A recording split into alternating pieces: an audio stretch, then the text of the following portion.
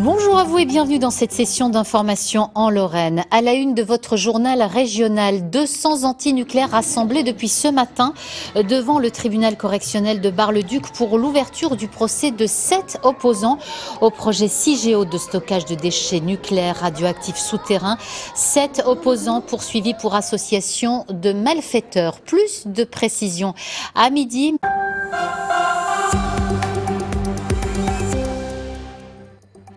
Bonjour à vous et bienvenue, c'est le 12-13 en Lorraine. En voici les principaux titres. Bar-le-Duc, capitale des antinucléaires pour 3 jours après l'ouverture ce matin du procès de 7 opposants au projet CIGEO poursuivi pour association de malfaiteurs devant le tribunal correctionnel de Bar-le-Duc.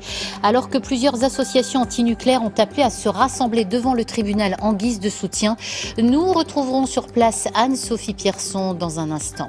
Mais tout d'abord, prenons la direction de Bar-le-Duc qui devient l'épicentre de la contestation des antinucléaires après l'ouverture ce matin, et ce pour 3 jours, du procès de 7 opposants au projet CIGEO poursuivi pour association de malfaiteurs, détention de produits incendiaires et violence devant le tribunal correctionnel de Bar-le-Duc. On retrouve Anne-Sophie Pierson. Bonjour Anne-Sophie, vous suivez ce procès pour nous, procès qui arrive 4 ans après qu'une manifestation a mal tourné avec les forces de l'ordre.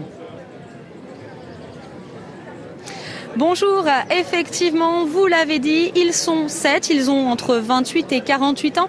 Ils sont aujourd'hui poursuivis pour association de malfaiteurs et pour des faits remontant à 2017 dans le cadre d'une mobilisation militante. Parmi les faits qui leur sont reprochés, la détention de produits de substances incendiaires, mais aussi l'organisation d'une manifestation sans autorisation préalable et pour l'une des prévenues, des violences aggravées. Alors l'audience s'est ouverte ce matin ici à Bar-le-Duc avec une première passe d'armes entre les avocats. L'avocat de la défense ayant demandé en début d'après-midi une suspension d'audience afin que les prévenus puissent assister à une manifestation qui se tiendra en extérieur contre le nucléaire. Une demande qui a été rejetée par l'avocat des parties civiles. Il a déclaré: nous sommes ici pour parler de qualification pénale et non pas pour juger du bien fondé ou pas du nucléaire. Alors ici, le président du tribunal a également rappelé ce matin que ce n'était pas une salle de spectacle ni une tribune politique, et c'est pourtant tout l'enjeu de ce procès, car durant 3 jours, les militants antinucléaires comptent bien se faire entendre. Ils veulent faire de ce procès celui du nucléaire, du projet d'enfouissement des déchets radioactifs à Bure, mais aussi celui de l'État. Ce matin, les prévenus qui se sont succédés à la barre ont dénoncé un procès qui, selon eux, veut mettre fin à toute contestation. Merci beaucoup Anne-Sophie pour toutes ces précisions. Un procès, vous l'avez dit, sensible, sous très haute surveillance des forces de l'ordre. De nombreuses associations antinucléaires appelant à se rassembler devant le tribunal durant ces 3 jours. Avec quelques 200 personnes ce matin, des antinucléaires opposés au stockage de déchets souterrains radioactifs, présents pour certains il y a 4 ans, lorsque cette manifestation a mal tourné avec les forces de l'ordre et qui comptent bien faire entendre leur version des faits. Marion Lampageux, Jean-Pierre Petit-Colas. Quelques pancartes et perruques colorées.